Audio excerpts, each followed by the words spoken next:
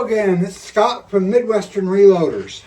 So, I've had several people ask me over the years about something that I've been doing for years, and that is redoing rifles and shotguns and how to make them look a little better.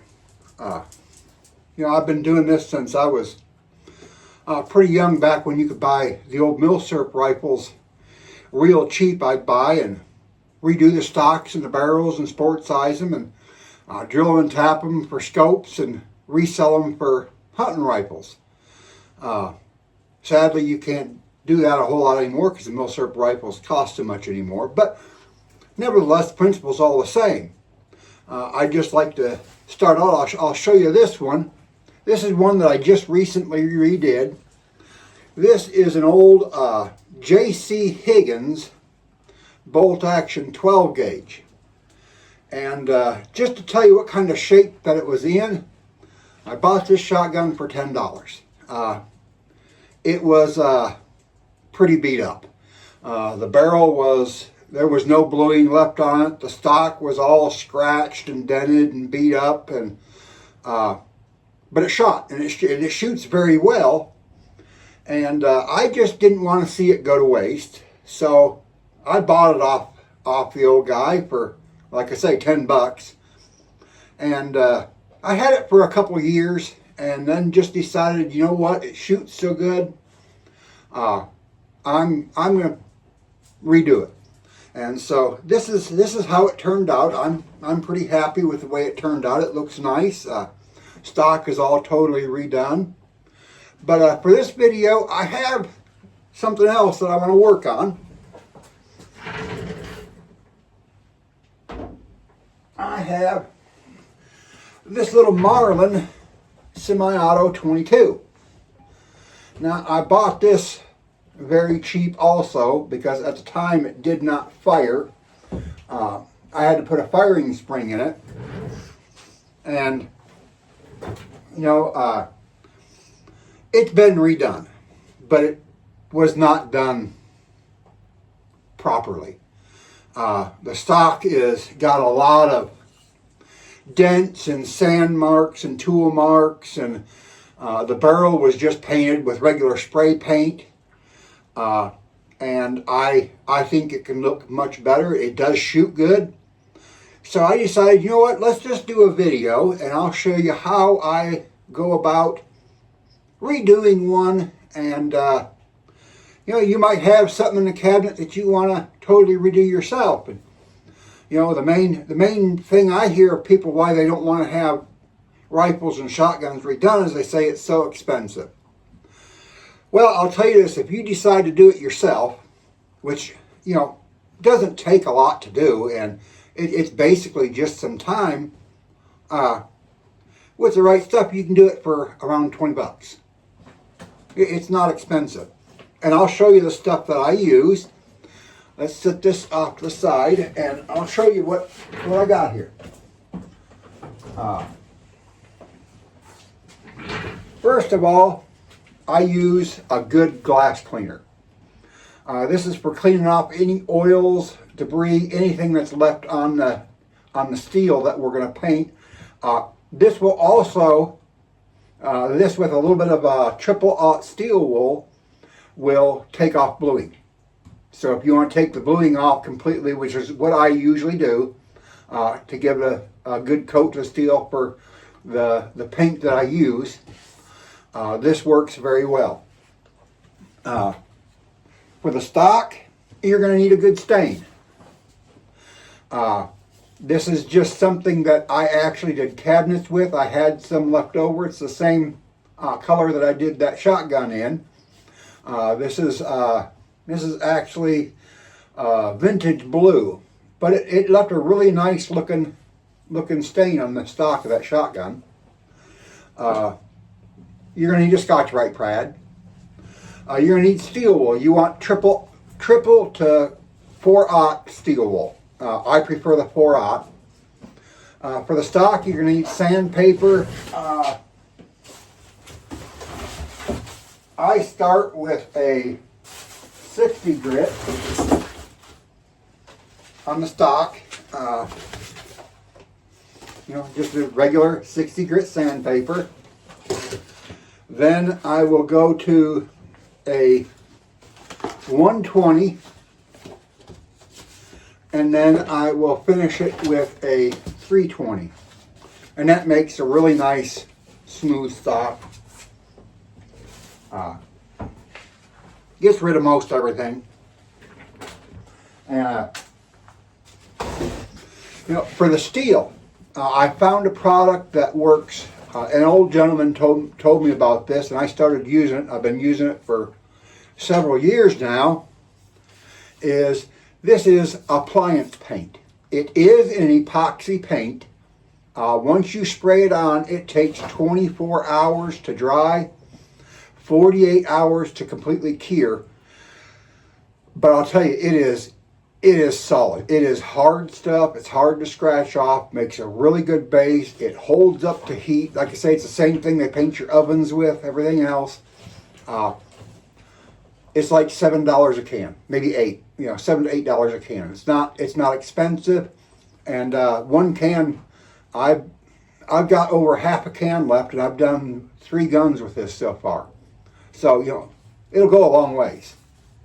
The other thing for the wood that you'll need is lacquer. A lot of people like to use polyurethane. Polyurethane for me is too soft. I like the lacquer. Lacquer is much harder, and to me leaves a glossier finish. And it doesn't scratch and dent as easy as polyurethane would. So that's what you're going to need besides your hands.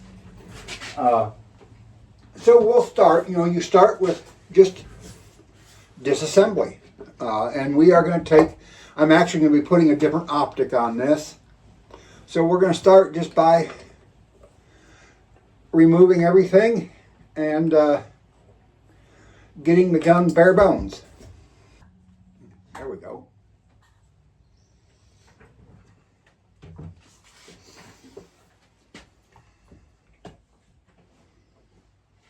Well, I just had my Allen wrenches here, and there they are. I have this big rail on here, and I'm not sure if I'm going to put that back on. That rail on a 22 this big rail on a 22 is about too much. Just in case anybody's wondering, it just not hardly practical. But it was something I had to throw a scope on, and I didn't have any rings at the time for a rim fire, so I just threw that on there, and it's just not what I expected it to be.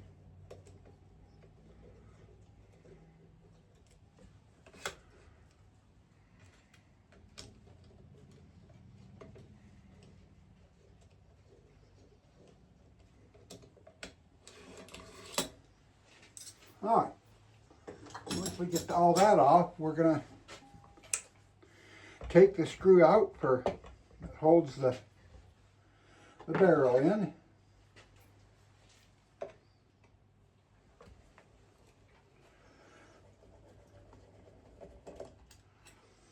And then we have a screw here that holds the trigger guard in. We want to remove that also.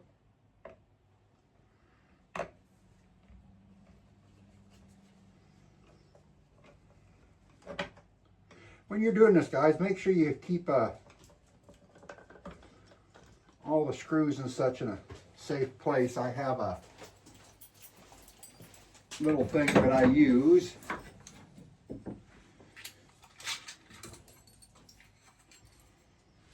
Just for that, a little magnetic dish that I try to keep all the screws and everything in. That way, if I accidentally spill it, I don't, lose it.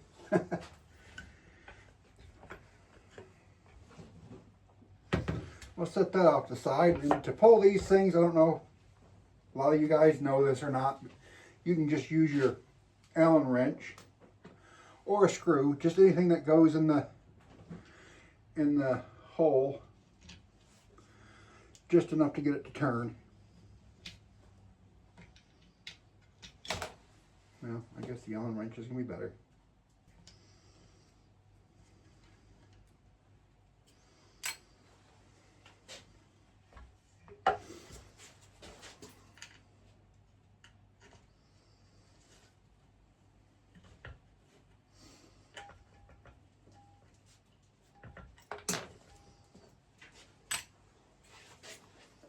And we'll take the butt pad off.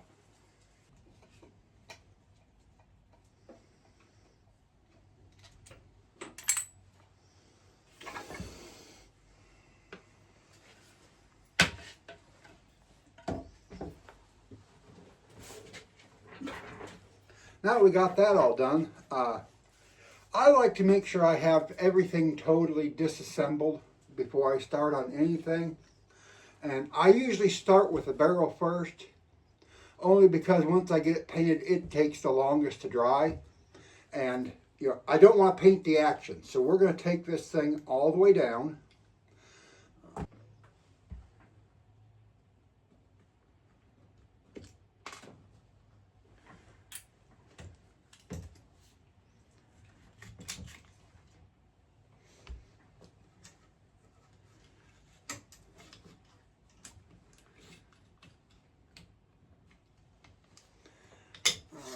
See if I...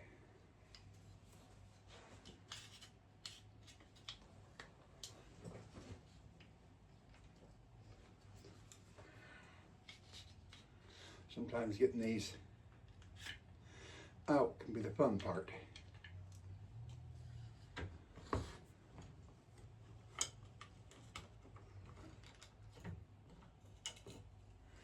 There we go.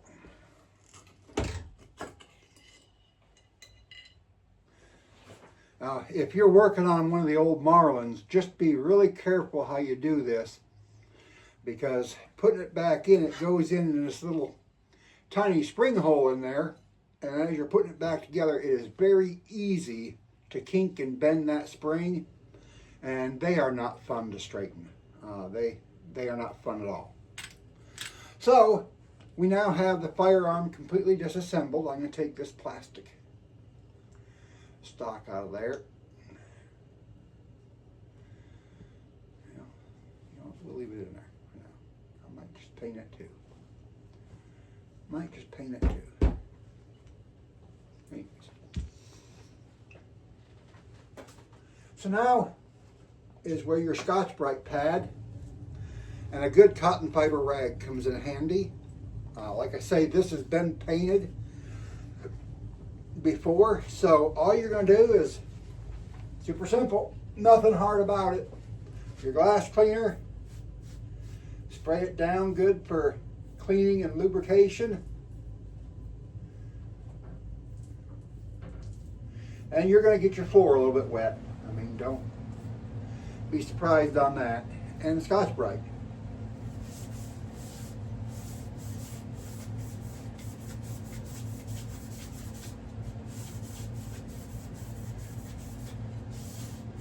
Nothing fancy to it, just all you're doing is you're getting all the oils, debris, loose paint, loose bluing,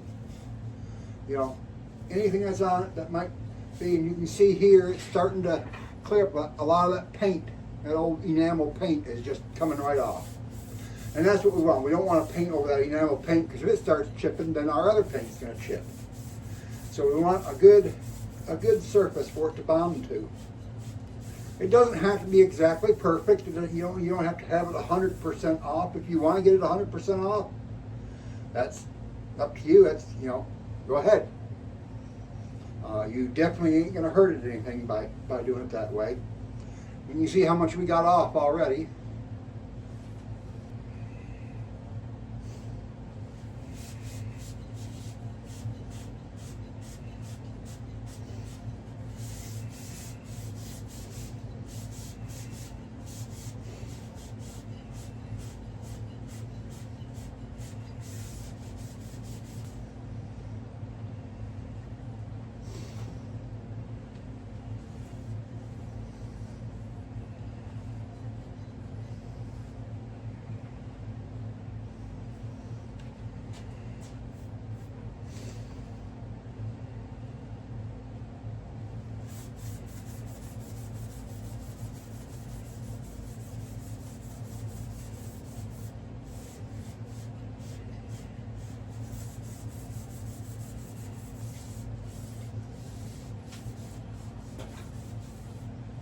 is if it has any big clumps of paint on it, you want to make sure you can pull them off, because when you repaint it, they're gonna show through.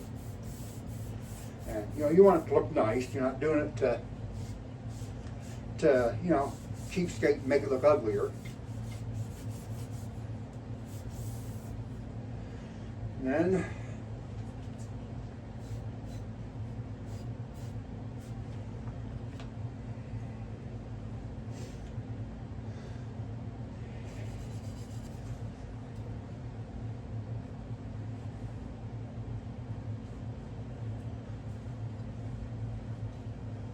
now it's not ready to paint yet. See, I still have some gobs of paint and stuff that I want to work off. So it'll take another couple good initial scrubbings, and I'll do this a couple of different times. I'll do this, I'll set this off to the side, and I'll work on the stock some, and let this all dry, and then I'll come back to it, because if it has any grease or oils in it, it'll usually show up as a gray streak. And I'll spray it down and use a nice clean rag, and do that 2 or 3 different times to make sure I have everything out of it, so that when the new paint goes on, it doesn't bubble. Because this stuff, if you have any grease or oil on it, this paint, it will bubble up and look icky, and it's not super hard to sand down and redo in that spot, but I tend to try to make sure I have it all done the first time, so I don't have to go back and redo it. Like I say, it just takes a little extra time, but in the season that we're in during the winter, that's not a problem, because there's not a whole lot more to do. And this is a good project to do during the winter, because you can take your time, nice and slow, and just work at it on your own pace, and take an something old and redo it and make it look new and be something you can be proud of at the same time. So these parts here, you can see they're still painted. That's actually little pits in the barrel. I'm actually going to leave that paint in there just so it helps fill them pits a little bit. Because I know some people that actually can talk about soldering their barrels with pits and sanding them out and making it. I'm not going that far. If that's something that you desire to do, I mean, go ahead. I have tried it, and I have not had real successful luck with it. It just tends not to work real well for me. So we'll set this off to the side and let it dry good. And we'll get our stock. And we're going to start with 60 grit. Now, I will tell you this, when you're sanding, try to always go with the grain. And I'm not going to do a whole video of just this, because this is a couple hours worth of work, but I'll do the first little bit just to show you what I want it to get to. So don't be afraid of it, just get in there and start, and you just keep going and going with it until you're satisfied with it. Whatever you do, don't try to use an electric sander on these. It just doesn't work. You end up messing up more than what you think, because there's so many curves and rolls to it. It just doesn't work well.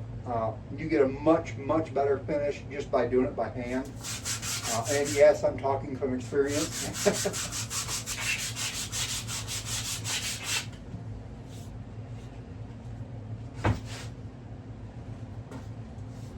So, with your 60 grit, this is about what you want to get to.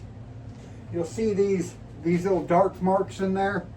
That's where stain and stuff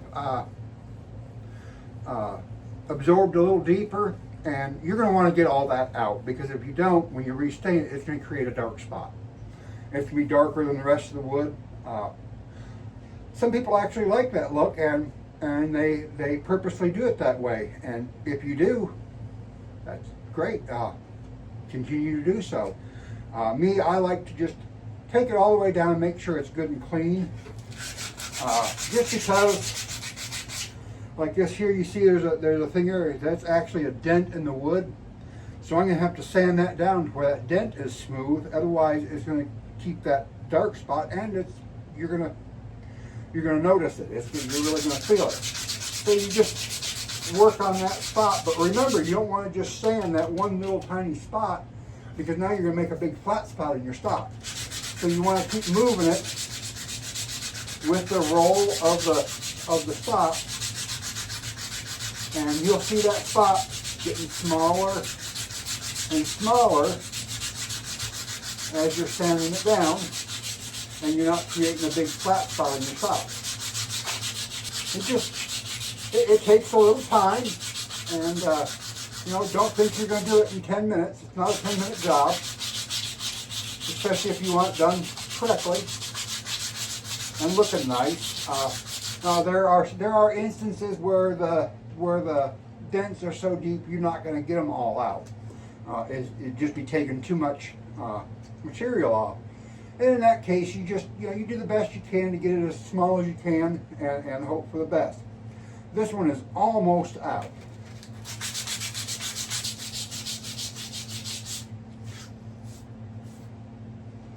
And as you can see there is still a little tiny bit of a dent, but it's cleaned out. I'm not super worried about that. It's going on an old rifle, and it's still going to look much, much better than what it did.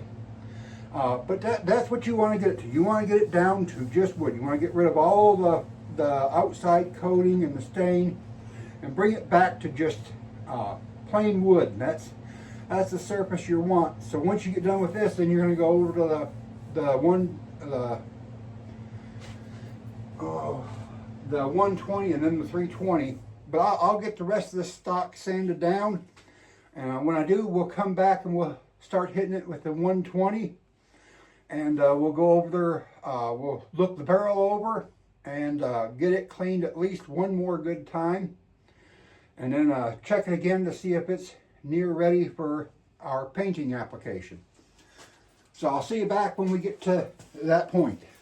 Okay, now that we got it down pretty much the way we want it with our 60 grit, I'll tell you, I don't know what they used for top coat. I think they used a clear paint, but it was hard and there was a lot of it, and this thing really had a lot of dents in it. It took quite a bit more sanding than what I thought it was going to get it smooth. It's not 100%, but I also don't want to remove too much material. But yeah, I think it is going to be good for what it is. So let's set this here, and let's go back, clean our hands off just a little bit, and let's look at our barrel and see how it's coming along. Oh, it's looking pretty nice. I don't see a whole lot of streaking in there for dirt. There's quite a bit of fingerprints and stuff here that we got to clean off yet. You know what? Let's just go over it one more time with the glass cleaner and the Scotch-Brite, just to make sure that as it dried, nothing loose that could come off is, and we got, everything looking right.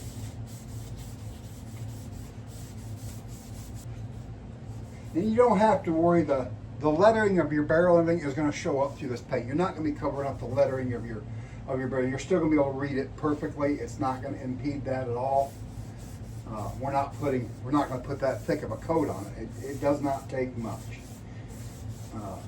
Like I say, this stuff is really durable. Now, it won't be like some. It won't be a dark flat black. We can actually make it flat. Actually, by coming in with a little steel wool and just brushing it, you can actually flatten the color out. I don't mind the shiny black. I think it looks pretty decent that way. Get our rag, and oh yeah, we're looking good. Now, this is one of those projects, though, that if you decide to let this sit overnight, and if you're not in a very, very dry area, You will come back in the morning and very possibly have a small amount of rust on it. If you do, just spray it down with your cleaner and Scotch-Brite it again, it'll come right off. It's not anything. I would not suggest putting oil on it overnight to try to keep it from rusting, because now you got to pull all that oil off before you can put paint on it, and that can be a feat in itself. So we're getting that pretty good, and you want to make sure you do this to all parts that you're going to paint. Like we're going to paint this, the trigger guard and all that. So let's clean that up just a little bit. Scotch-Brite.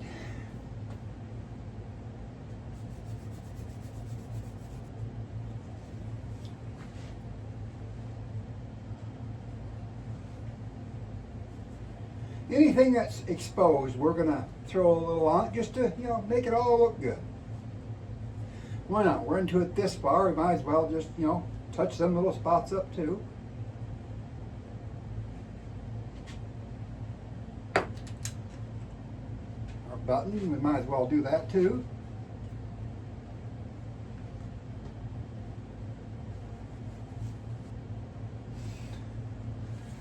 Get back to the stock. One thing I will tell you is, when they sprayed this, they sprayed a lot inside where the barrel and everything lays. And I sanded all that out. Now, when I spray it with my lacquer, after it's good and dry, I will come in with like my 320 and sand the inside. Just because, your barrel's laying in there, you're taking up space. It's for the barrel, and I want it to lay in there as flat and smooth as possible. So I will come in and just sand that little bit in there and in here out where the action everything goes, just to make sure I'm not taking up any space that is needed. So once we get it to here, we're going to start what I call a polishing stage of the wood. We're going to get our 120, and we are going to start on that. And you're going to, you guys that work with wood, I know this, but the guys that don't, you're really going to see it. It's really going to start taking form, and you can notice a big difference in the coloring just from here to here. And that's just because you're pulling all the scratches out, what little dust might be left in the scratches of that 60 grit sandpaper, and just smoothing it out. And that's all you want to do on this. This is not about taking off heavy debris. This is getting rid of the scratches and just smoothing it out. So it's not like this process isn't going to take, nowhere near as long as what your 60 grit trying to get everything down is. And it doesn't take long, and you come back and man, it just turns just as smooth as butter, And that's what you're looking for. Because the smoother your wood is, the better your finish on your lacquer is going to be.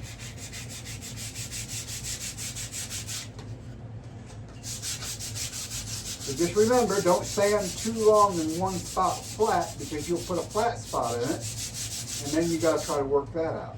And if you're going through and you see a big shiny spot that you missed, like there's one right here, just go back. Grab your 60 grit, sand it out a little bit, and then you're ready to go back. And just remember to keep rolling around. You want to keep the features and the rolls and the such of your stock. You don't want big flat spots in it.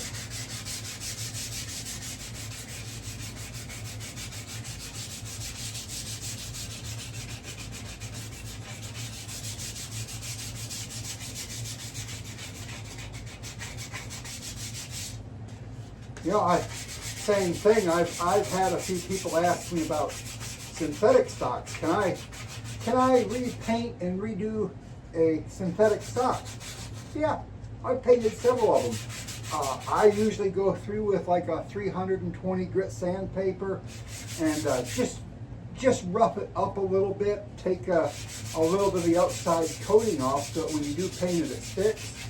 But you know, you can use a good paint and paint your synthetic stock too. You know, I've done it many times. You know, nothing wrong with it. A lot of people like to camouflage them or paint them just a certain color or whatnot. You know, there's nothing wrong with that.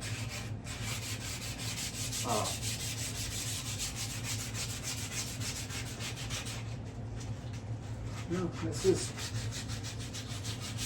like I say, the biggest thing about this is just some time. You know, this is one of the things where you can just sit back and kind of enjoy what you're doing. For me, this is just relaxing. You know, you're just watching it go from one thing that you may not think is too awful pretty and turning it into a piece of art. You know, you're doing artwork. And for me, it's just relaxing. A good fun project to do. This is a project that if you have an old .22 and you want to sit down with your kids and show them how to do something, you know, you can sit down with the kids and let them sand on it and work on it, and by the end of the day you've got a project that you and your kids did together. You know, you can just be proud of and show off, and your kids will learn a valuable lesson. You know, so don't at all think that because the wood stock in your rifle is beat up, oh, you gotta go buy a new stock. No, I mean, you can if you want, but you know, there's still life left in it. And doing this, it just kind of makes your rifle a little more special to you because you did it. And you know, a new stock, it depends on what kind of rifle you have. You know, you can buy a cheap stock, you know, that isn't great. You know, you can buy second stocks that come in. You have to sand and do all the finish work too also. You know, but if you're going to do all that work, just use the stock you got. You know, and you can go buy new stocks, you know, but like I say, some of these rifles, man, they can be pretty expensive. You say you're just going over it and you're watching it and you're looking at it, making sure you don't have any big dents and that it's all being smoothed out together and it's going to look uniform, and you just keep constantly moving it around so you're not getting flat spots. And, you know, usually when I'm doing this, I turn my radio on, turn the music on, and just sit back, relax, and just enjoy the time. And I'm on no big time constraints, so, you know, if I don't get it done today, I can work on it tomorrow, or, you know, a couple hours, you know, a half an hour here, half an hour there, whatever you have time, and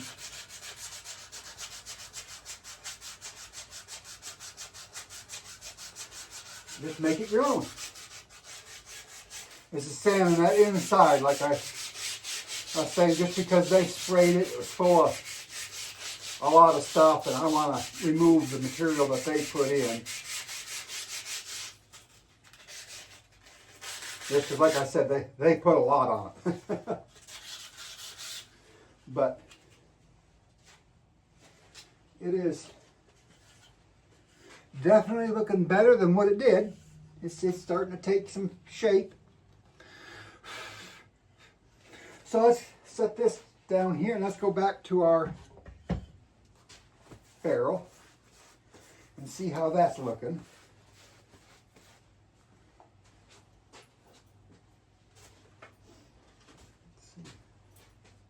Here it is. Oh yeah, that's looking pretty good. That's looking pretty good. So we're gonna do a dry rub, just dry, and just, we want all the oil, debris, everything we can off of it.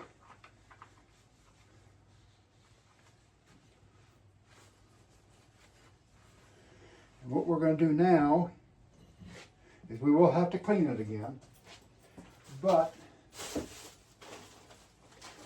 we are going to come back with that 4/0 steel wool. Now, some of you may not know that steel wool does have oil in it. But we want to make sure that the steel has just a little bit of scarring in it so that paint sticks to it good. So you don't have to press super hard. We're just going to rub it down. This is also going to polish it up and take off any extra debris that might be on it. And give it that extra, just that extra little, what it needs.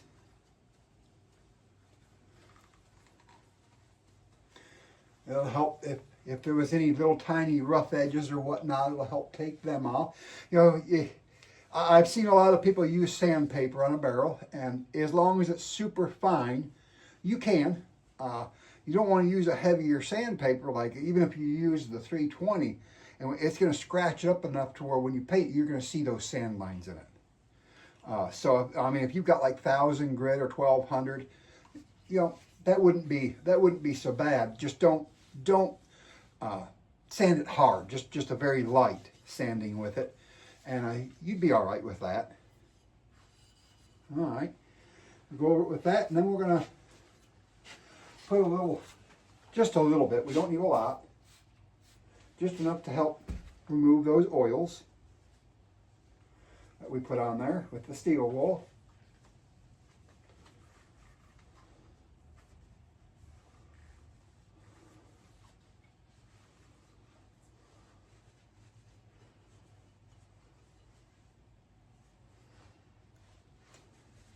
Remember, your hands have oils in them too.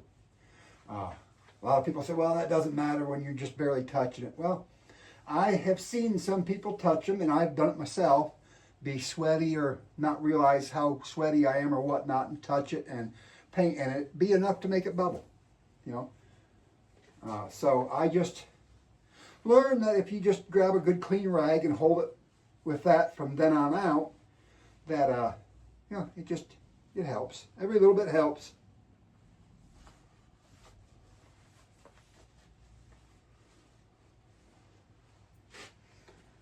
So now I have a hanging wire here somewhere. I just have it. Just a piece of wire. Nothing, ain't gotta be nothing fancy. I'm actually gonna put it right through here.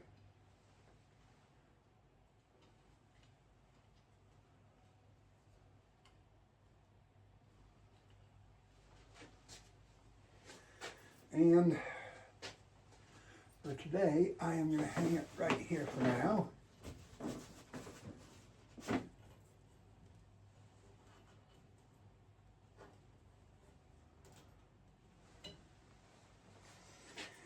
And we'll move the camera just a smidgen. And I'll show you how I do this. It is nothing hard. It's very simple, very easy. Move this, we don't want any overspray on this.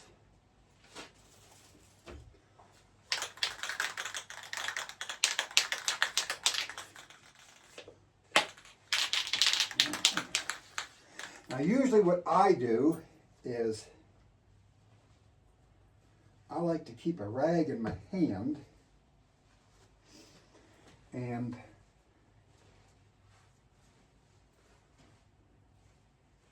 I'll keep the rag back here like this, and as I'm spraying, it's kind of a stop so I'm not overspraying on everything. But let's turn an extra light on here.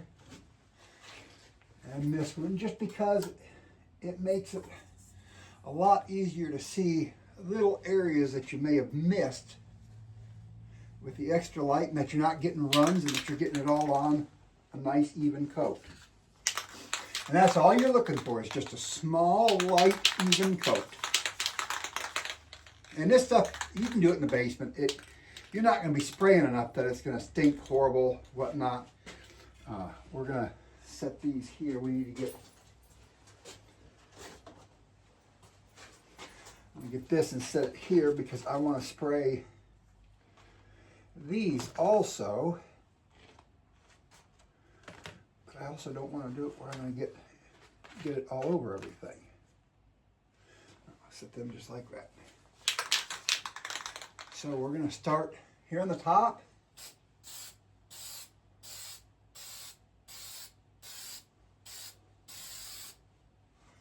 That's all we're doing. Nice, light, even coat over the whole thing.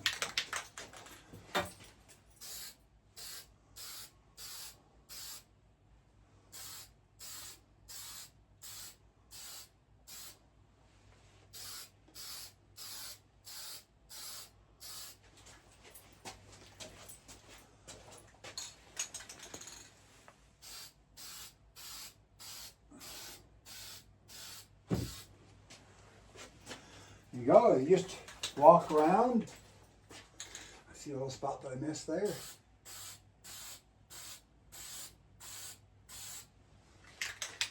That's where all that light comes in handy. Just to be able to look at it and make sure you got it all. Because once you're done with this, I would not respray it while it's tacky. It's 24 hours for it to dry. And if you see spots that you missed, you just go over it with a little bit of steel wool over that spot that you missed, rub it down a little bit with the steel wool, reapply, it's another 24 hours. Like I say, it does take a long time to dry, but this stuff is really, really durable.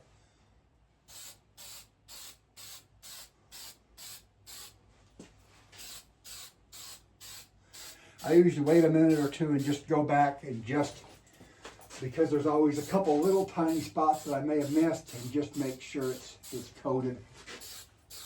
But I'm not trying to put anything heavy on it. It's just making sure all the little tiny spots are covered and sealed. Then we will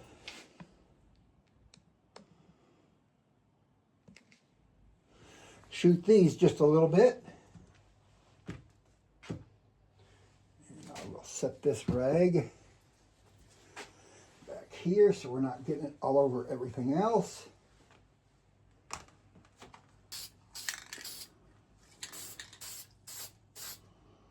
Oops.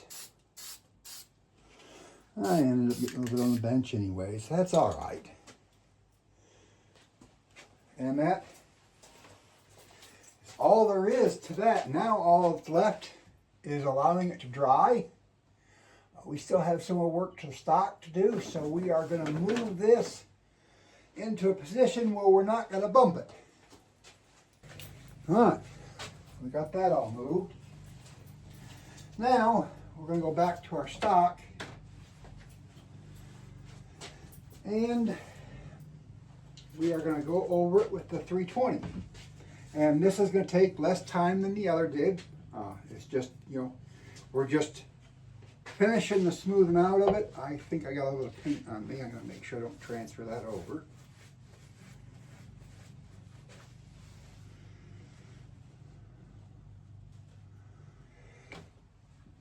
And actually I used that on a barrel. Let's not use the same because I don't want to transfer that black piece right here.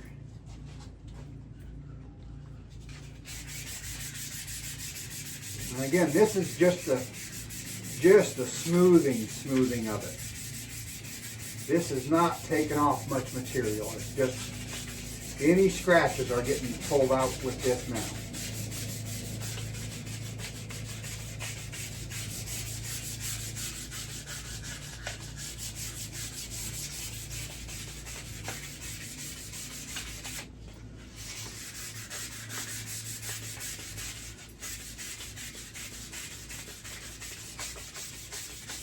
And it doesn't take a whole lot.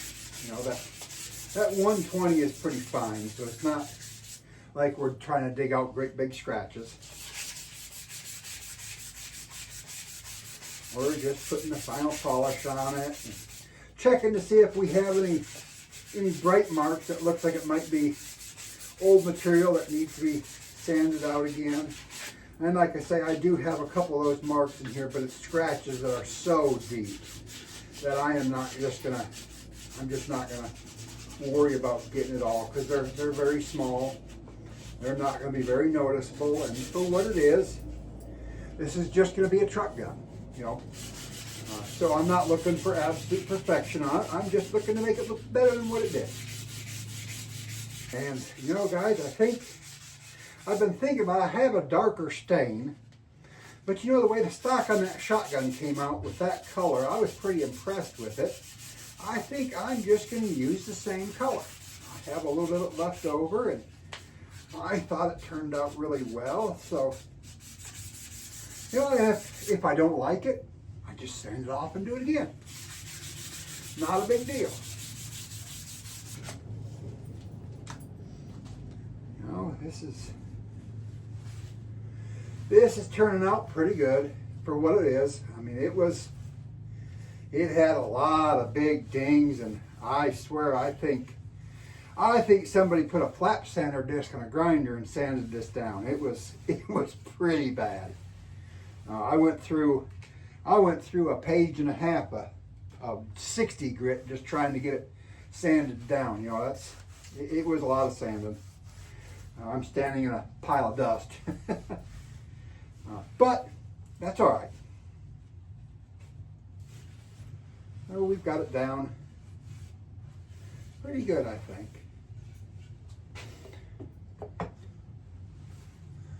So we are going to get this little guy.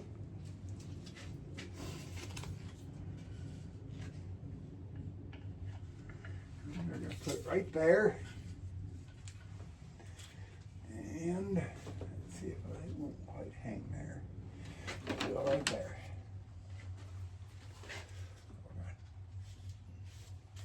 Try and take that tag off there so it's not getting in our way.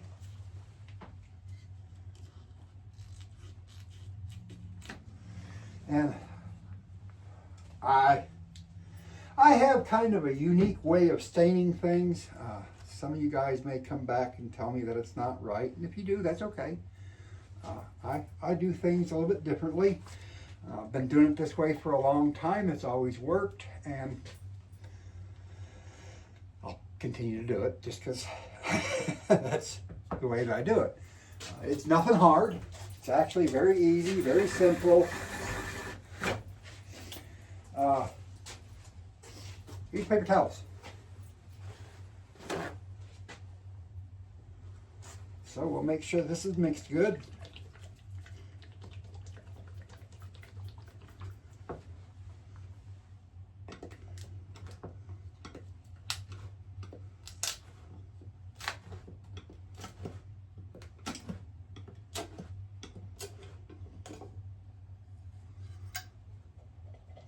Well, you know what, guys?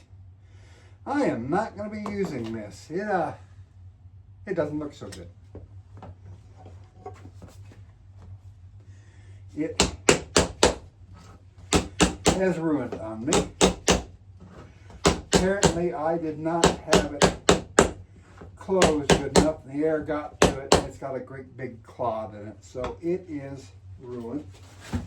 I have another one. So I have another one here. It's going to be a little bit darker. This is a Tudor, but it'll be all right too.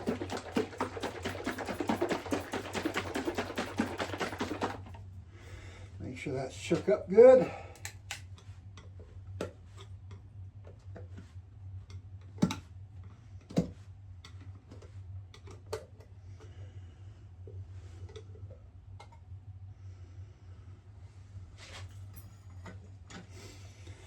There is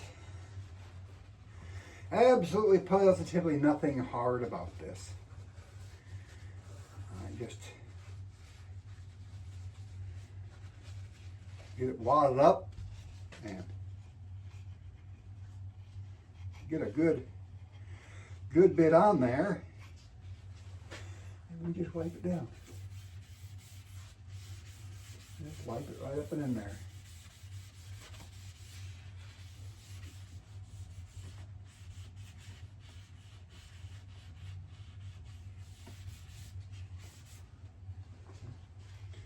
And if it looks like we're putting too much on, well, we're going to come back and wipe off the excess.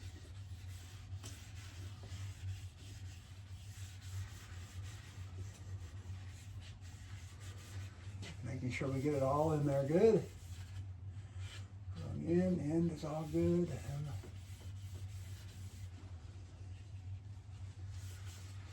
All the way down to here. Now we're going to come back with this, and we're just going to lightly rub it.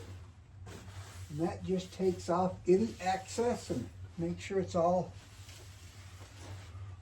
pretty well uniform and it all looks the same all the way around. Nothing difficult or hard about it. Don't have to make it hard.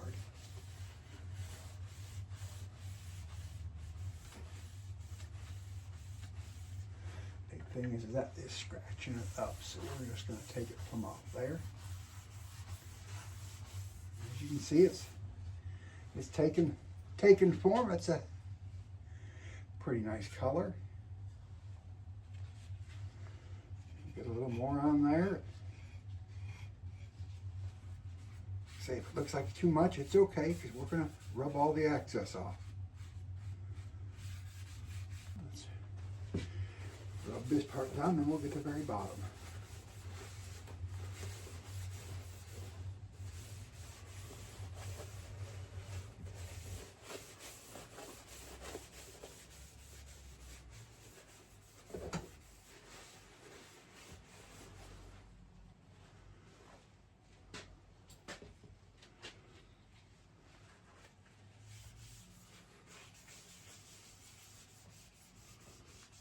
Like I say, if you want to use a sponge brush and put this on, you do it however you stain wood. Not my way is not the right way or the wrong way. It's just the way I do it.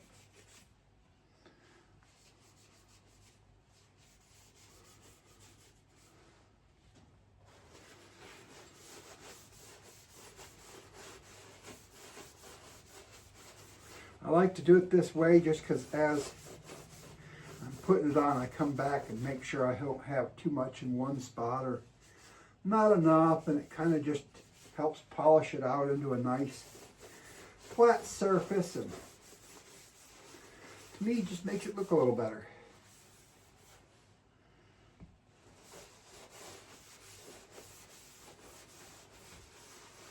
And I'll go back over the whole thing one more time, just making sure it's all smoothed out, all one tone all the way around.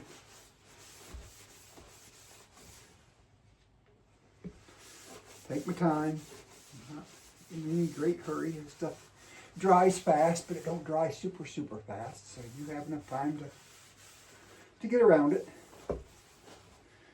And that's it. Your stock is now stained. And we will set this right here, right there. Move this around so it don't slide out. Right there. And that's it.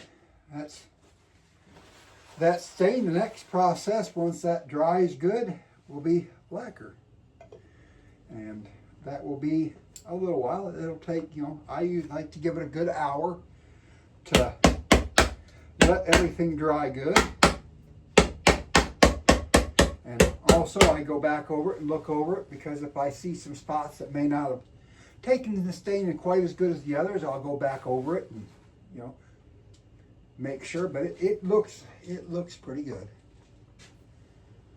Yeah, a couple of lines there, but that's just the wood itself. Like I say, it's gonna look pretty good for when I see a couple of little spots here that are a little lighter. I can touch them up now. Go back over a little bit.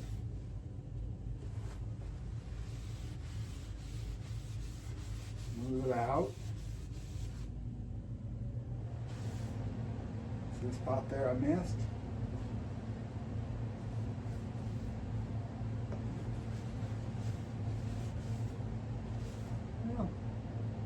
Again, that's where the light comes in handy, because lets you see all them spots. And this stuff does dry pretty quick, don't it? The wood soaks it up pretty fast. It's already dry enough that I could handle it, but in case I got any dirt or something in my fingers, I don't really want to take the chance of putting a big black spot in it. Have to sand it out and redo it, so that's why I usually tend to just let it dry for a little while and set, and then come back and we will prep it for lacquer. So until then, just let things dry. Welcome back. We've got this all nice and dried, and looking pretty good. Pretty happy with the way it's turning out so far. So we're going to get us a little screw here.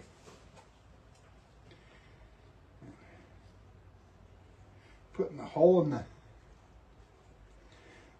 butt piece of wire.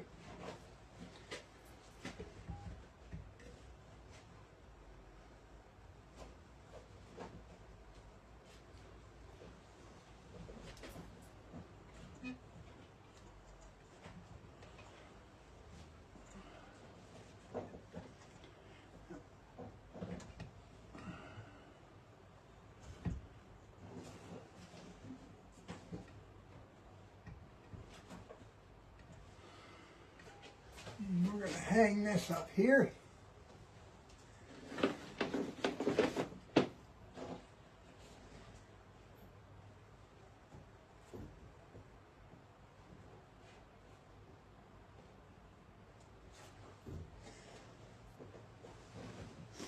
And this is going to be, our first coat of lacquer is going to be a pretty thin coat, because if you try to put it on too thick, it just turns to runs. And then it's, back to sanding it out and redoing it all over again, and that's just no fun. So we're not looking for, anything big. The thing is, with this stuff, you want some ventilation. It's pretty cold outside. It's below 32. It's freezing. So I'm actually in my basement, but I have a couple fans set up and a window open across the way, so I've got some ventilation. And we're just going to put one nice light coat on this.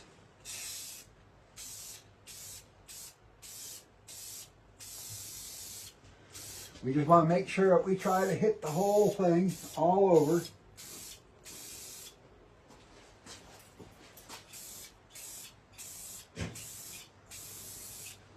And like I say, you ain't trying to build it up right now. Right now it's just getting the very first coat on.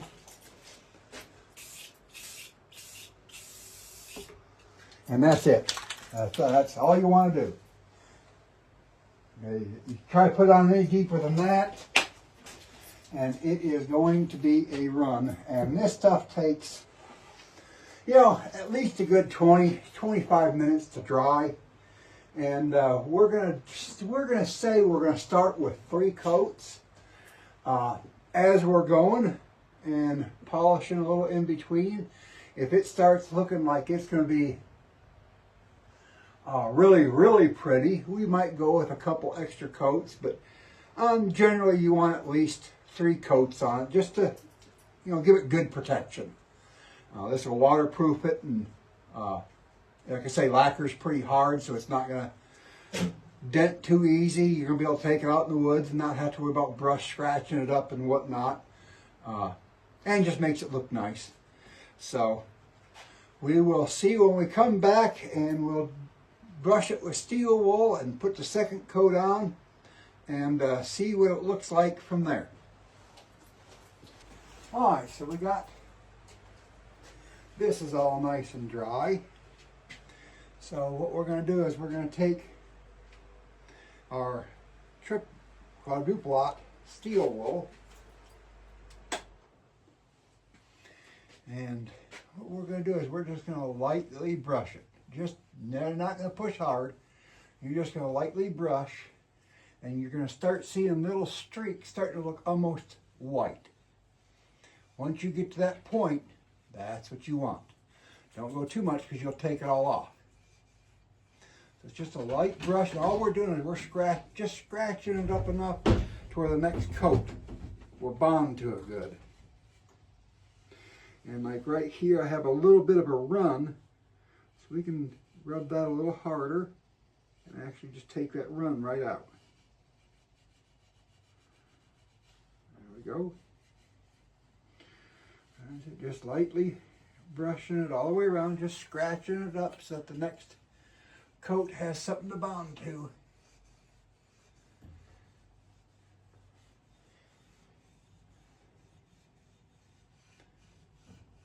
Cleaning it up, smoothing it out.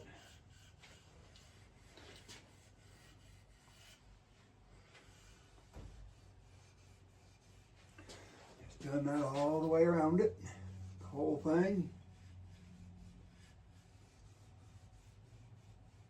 If it looks like you have a little bit of a run, just a little bit harder just to get that run out.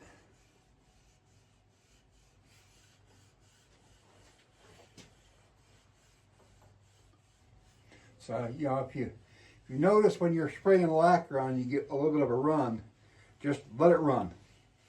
And then after it dries, you can take it out with your steel wool. If you try to do it while it's wet, it just makes a great big sticky mess. All right. Use our nice clean rag and just wipe it down just a little bit.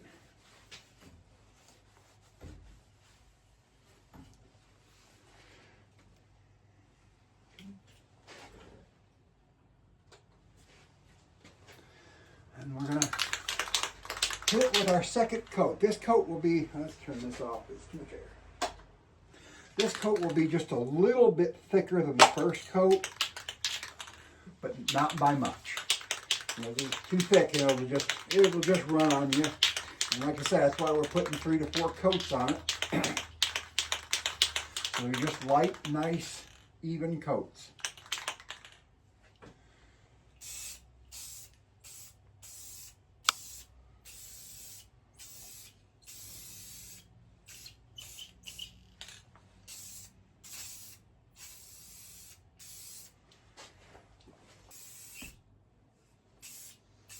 All right, so we got this coat pre-dry. One thing you will notice that after the first coat, the second and third coats actually dry a little faster. Just what it is. So we're going to go through with our steel wool again, and we're just going to brush it nice and light. And it is definitely getting some nice shine to it. I think we're only going to have to, I think we're going to get by with just 3 coats. I think it's going to look pretty good. And for what it is, it's just a truck gun. It's not going to be anything fancy. Like I say, we're just basically scuffing it up so that the next coat holds to it. And then after the third coat is dry, we'll come in and actually buff it. I have just a little bit of a run right there.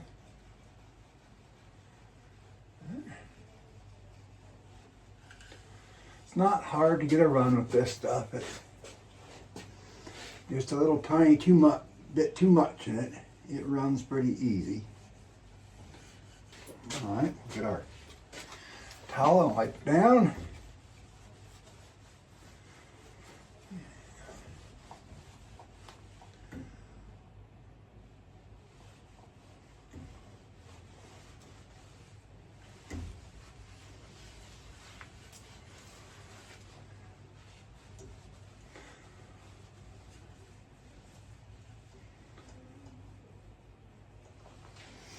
All right, so this is going to be our third and final coat.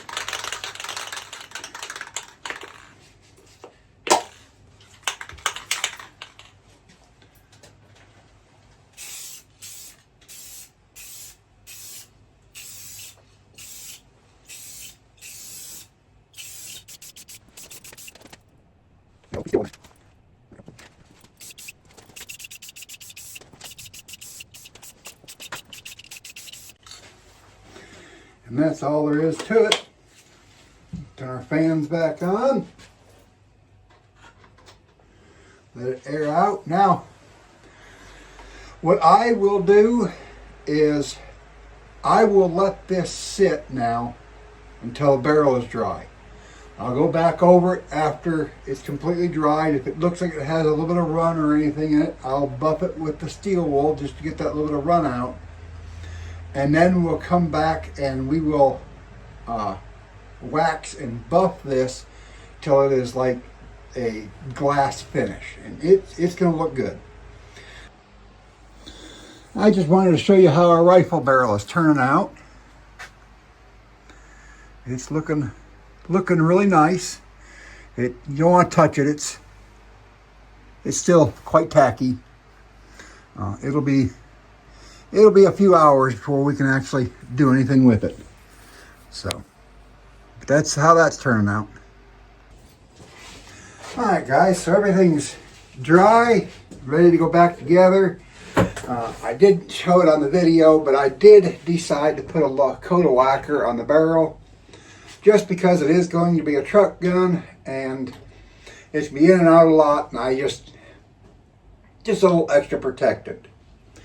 So now, before we reassemble, we are going to polish this thing up again. The first thing you definitely want to make sure when you do this is you want a good clean rag and wax. I'm using this right now because I caught it on sale. But you want anything carnauba or beeswax. That way, I have some friends of mine that use furniture polish. It's an older furniture polish with beeswax in it.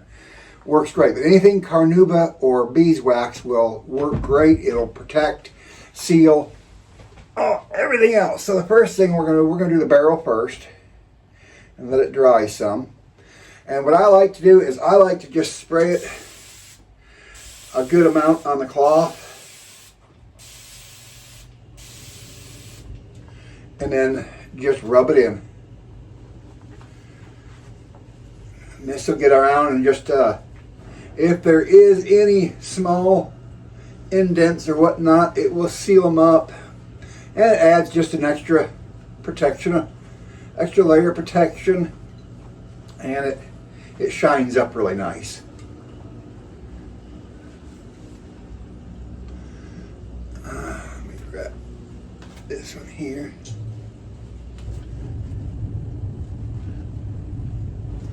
And it doesn't take long to dry. It dries pretty quick.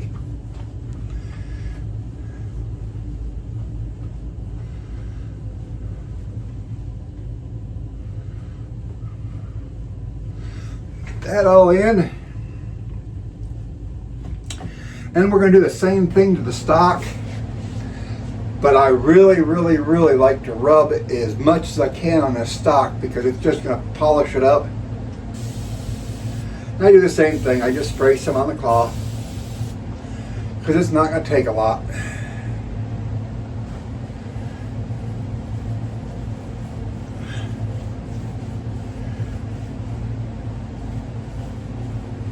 This is also the time, if you find any runs, you can, before you do this, you can go over it with your 4/0 steel wool and just kind of sand them out a little bit.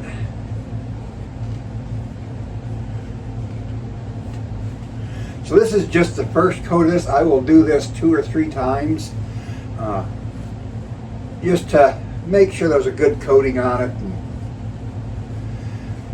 And the more you rub it down, the more it's going to shine.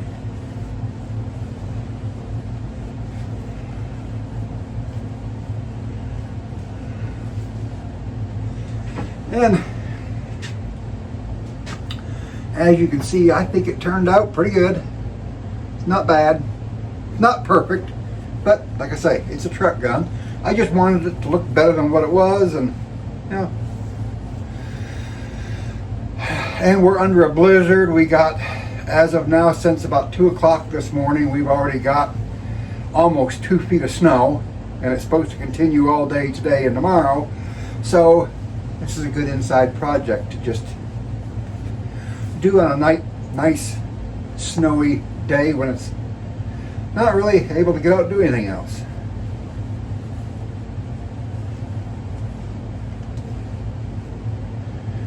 So we'll let this dry a little bit. While we're doing that, we are going to coat the barrel down one more time. The rag is still good and wet.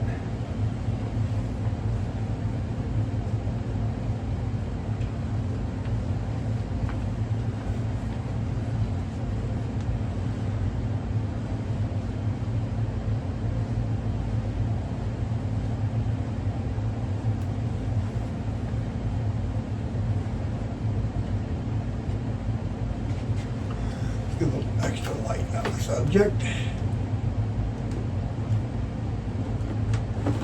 There we go. And let's start putting a few parts back together. We can put the butt piece back on.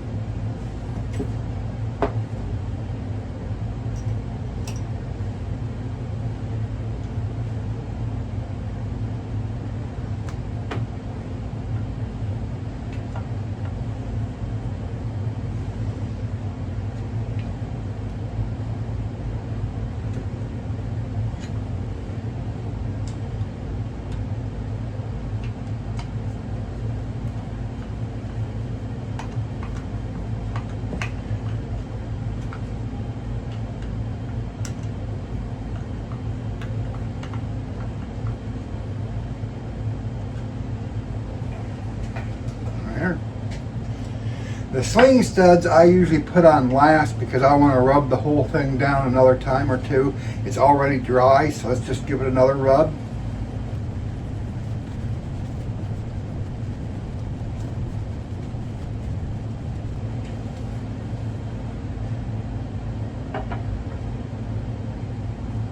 Now we're going to set this off to the side. And get the barrel up here, and we're going to start assembling. So the first thing I'll do, we got to put the bolt. And I don't know if you guys noticed it yesterday or not, guys. I forgot to paint my lever, my grip, but that's all right. I'm actually thinking about coming back a little later on and painting this in the trigger silver. Just because. So going back together, we're going to hold this off to the side, and just a little tiny bit of Remington oil. Use whatever oil you guys use. I like Remington oil. It's what I clean everything with and lubricate everything down with. It's just, I've been using it for years, and I guess when you get used to using something, you just stick with it. And this is the fun part, is getting this back in without crunching this spring up.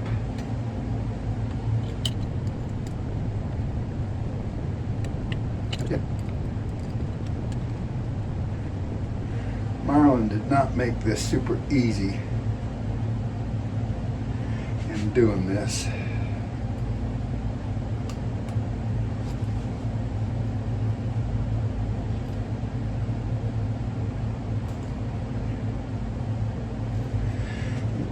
Super hard to get everything exactly straight, lined up where it's supposed to be and back in. Up in the spring mode.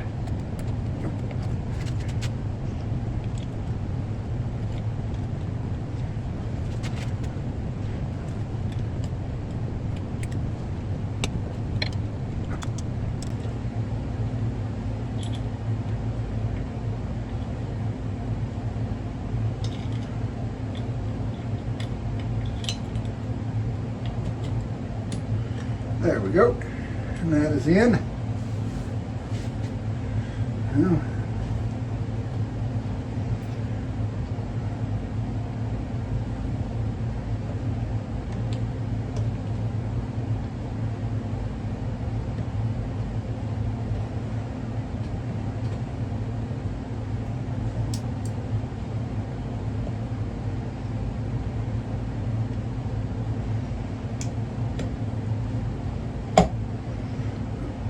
gotta tap this back together.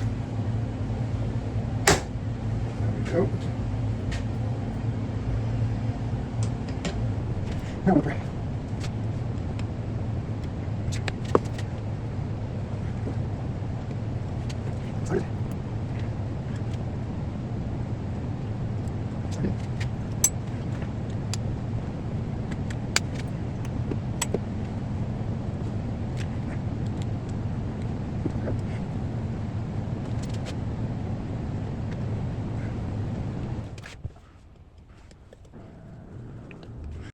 There.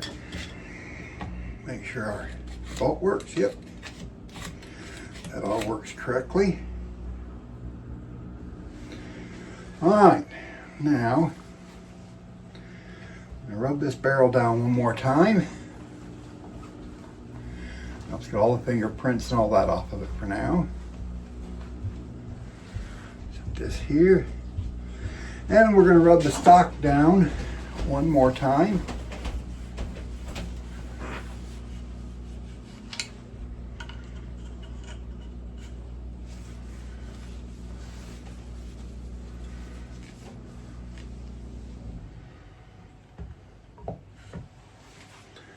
Then we're going to grab our other clean cloth.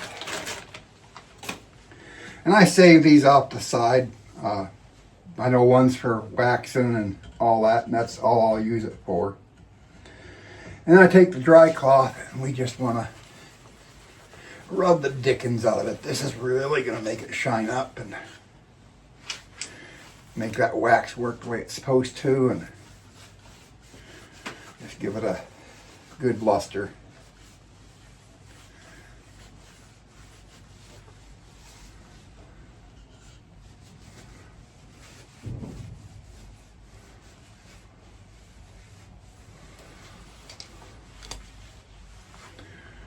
All right.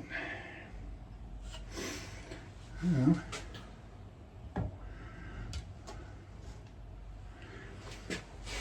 set everything together.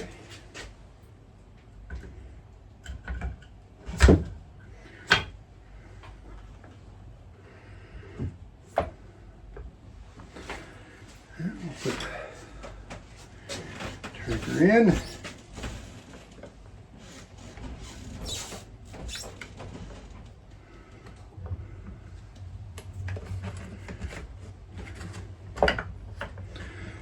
Go.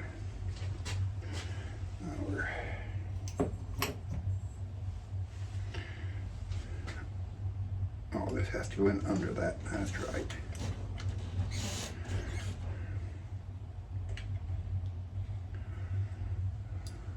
No, it goes in. That's right.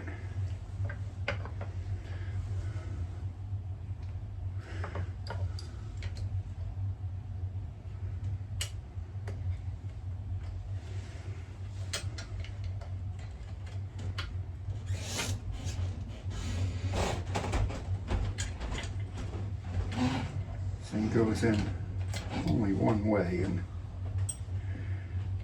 there it goes.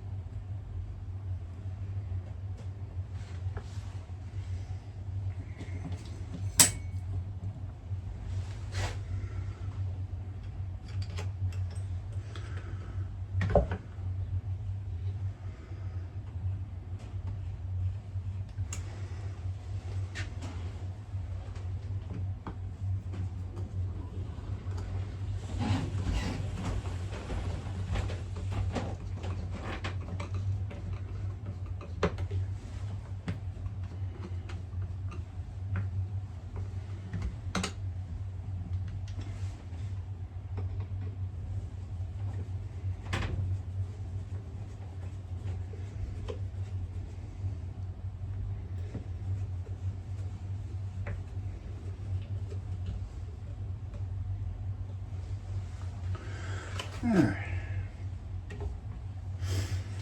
I'll put the sling studs in later. Right now we got to decide. I've got a different scope for this. And we need to decide whether we are going to put regular rings on this or whether we are going to put this big rail back on. And I'll tell you, I do like the rail for the sake that it gives me a little more adjustability, but let's see. This is the scope we're going to put on. So ring wise, it's not going to matter. We're going to have plenty of height. I think I'm just going to try putting on the scope without this bar. Let's just see how it looks, and if we decide that it's just not what we want, then we can always go back and add the bar back to it. And like I say, it's just a truck gun, so it's not got to be anything super fancy. It's just got to be functional. There we go. That's because I had an Allen bit and it's a Torx.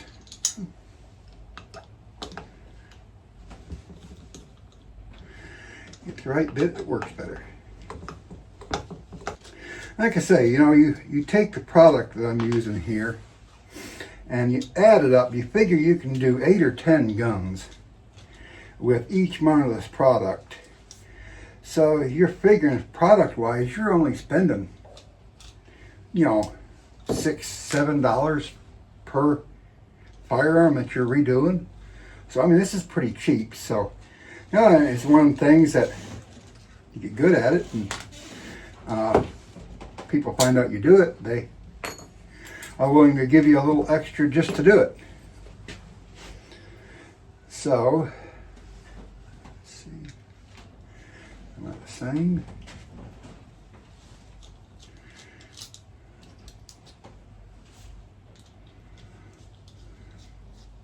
And like I say, for me, it's a hobby. It's just kind of fun to do and relaxing. And I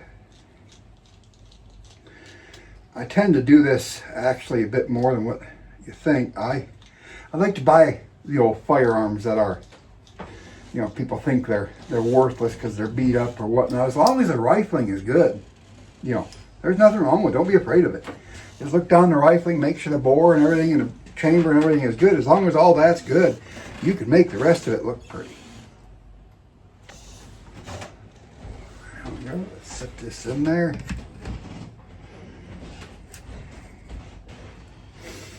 Let's see how that looks. That looks good for eye relief. Well, that's actually just about perfect.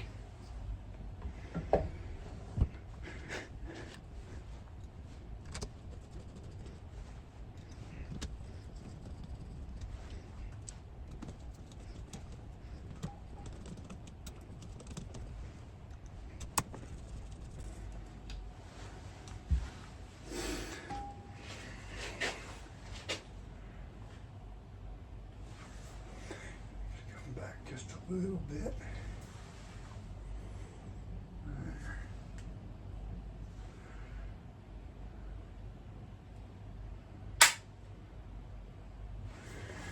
All right, we'll get this tightened down.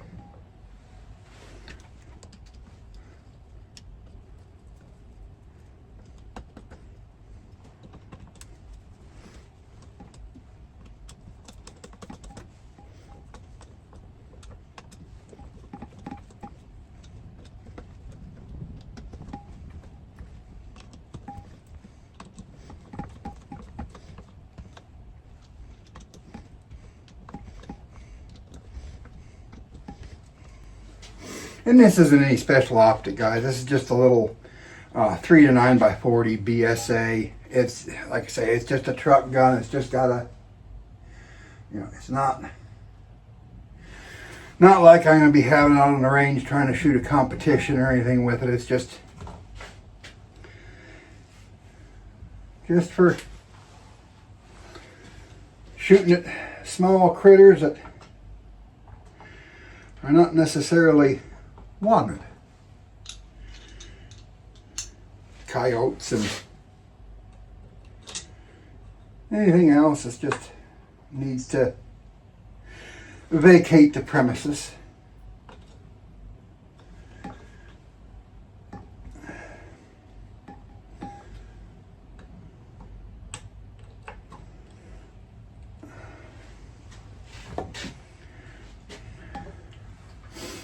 And there we go, guys. We went from something that wasn't very pretty to something we can actually be pretty proud of. It turned out pretty nice. I'm not gonna say anything bad against it. It looks good. It's got a good coat of lacquer on it. It's gonna withstand the elements. It's gonna withstand the in and out of the truck. All I gotta do is get to the range and get it sighted in and see how it goes from there. So I hope this video was informative of a little bit about what you can do. Like I say, it's just a little bit of time and a little elbow grease, and you can make something really nice out of what you got. And it's well within a budget. You know, if you can't afford to pay somebody to redo your rifle, you can't afford a new stock, this is a perfect way to do it. Or even if you can, like I said, you get the kids together and have a nice little project together. It brings everybody together and gives everybody something to have to be proud of. You know, so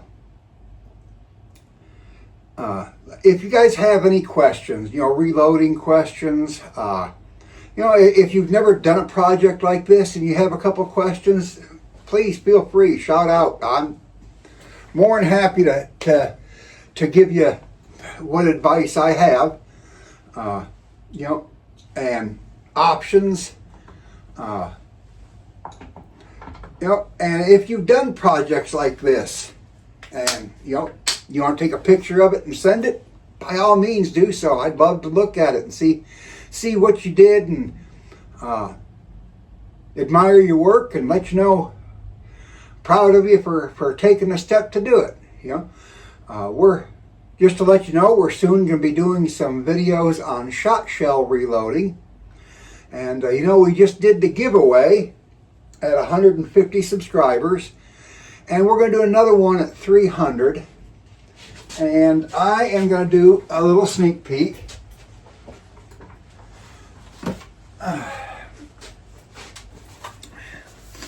This is going to be one of the gifts for the giveaway. I have not opened it. I haven't looked at it. I figure right before we do the giveaway, we'll open it up, show off all what it is, and let you go from there. I do know it's a pretty nice little optic. So when we reach 300 subscribers, the next giveaway, that will be part of it. So, like always, leave a comment. You can find us on Facebook. Leave a comment on the YouTube channel. Leave us an email. Whatever way of contacting us is best for you. Let us know what you're doing. Let us know how you're doing it, how you're getting along with it, and please like and subscribe, and share the videos with your friends if you think it'll help. So thanks for watching, and from Midwestern Reloaders, we hope and pray that you guys have a great day, and above all, whatever you do, just go out there and have fun with it. We'll see you next time. Now take your shot. I'm all done prepping.